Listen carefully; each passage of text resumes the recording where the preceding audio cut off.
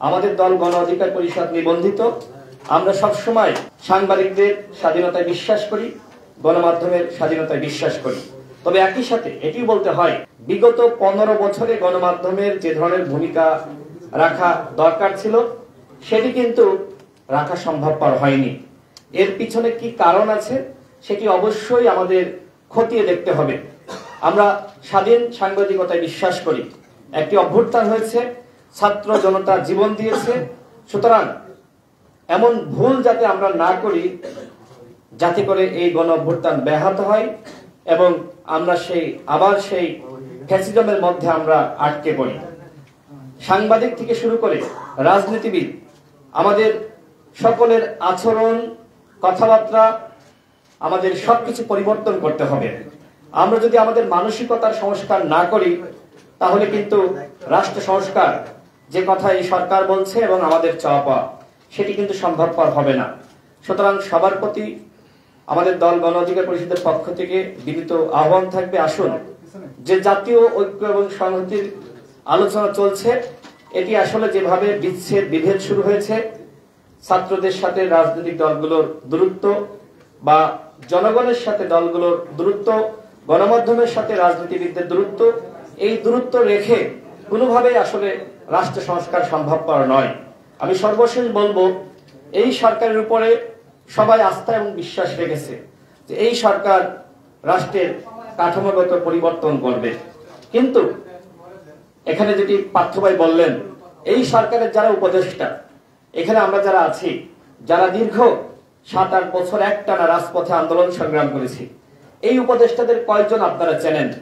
কয়জন আমরা তাদেরকে জানি যে তাদের ব্যাকগ্রাউন্ডটা কি, এই বিপ্লবে তাদের ভূমিকাটা কি ছিল?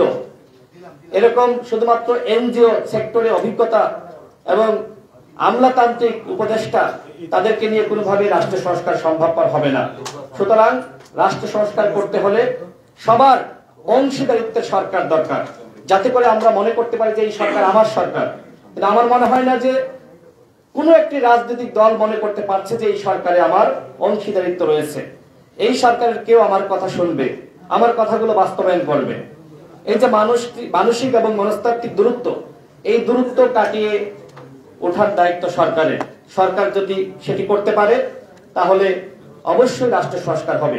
আমি সর্বশেষ প্রথম আলো এবং ডেইলি স্টারের অফিসে যে ধরনের ন্যাক্কারজনক কর্মযোগ্য হয়েছে তার তীব্র এবং নিন্দা জানাচ্ছি। যদি প্রথম আলো এবং ডেইলি স্টারের কোনো বিষয়ে আপনাদের অনুযোগ থাকে, অভিযোগ থাকে, সরকার রয়েছে, আদালত রয়েছে, কোর্ট রয়েছে, থানা রয়েছে, আপনারা মামলা করেন, সরকারের পক্ষ থেকে যাচাই বাছাই করে ব্যবস্থা নেবে। কিন্তু আক্রমণ করা, পত্রিকা অফিসের সামনে গরু জবাই করা, এটি অত্যন্ত নিন্দনীয়। এটি কোনোভাবে একটি প্রতিবাদ হতে পারে না যে পত্রিকা অফিসের সামনে আপনি গরু জবাই করবেন, গরুর মাংস রান্না করবেন। এটি ইঙ্গিত আসলে কি বহন করে সেটি আপনারা সকলেই জানেন, সকলেই বোঝেন। আমরা জানি যে ভারতীয় আগ্রাসন, আধিপত্যবাদ আমাদেরকে অনেক জ্বালাতন করেছে। এদেশের মানুষ কিন্তু সবসময় যেটি বলেছে যে ভারতের আগ্রাসন থেকে আমরা মুক্তি চাই, এবং সেই আগ্রাসনের বিরুদ্ধে অনেক সাংবাদিক লড়াই করেছে, অনেক গণমাধ্যম লড়াই করেছে। এবং এটি সত্য যে অনেক সাংবাদিক এবং অনেক গণমাধ্যম সরকারের সাথে, হাসিনার সাথে হাত মিলিয়েছিল। আমরা সেই গণমাধ্যমকে বলবো যে আপনাদের ম্যানেজমেন্ট আপনারা পরিবর্তন করেন, মালিকানা সত্ত্বের পরিবর্তন করেন। জনগণের যে আকাঙ্ক্ষা, সেই আকাঙ্ক্ষার বাস্তবায়ন আপনাদেরকে করতে হবে। আমি এখানে অনেক সম্পাদক রয়েছেন, মালিক রয়েছেন, তাদের প্রতি আমাদের আহ্বান, নতুন বাংলাদেশ, এই বাংলাদেশ গঠন করতে হলে, মানুষের স্বপ্ন পূরণ করতে হলে আপনাদের ভূমিকা এবং দায়িত্ব সব থেকে বেশি। আশা করি এই নতুন বাংলাদেশে সাংবাদিকরা এবং সম্পাদকরা এবং সংবাদপত্রের মালিক সেই দায়িত্ব পালন করবে, সেই আস্থা বিশ্বাস রেখে আমি আমার বক্তব্য শেষ করছি। আল্লাহ হাফেজ।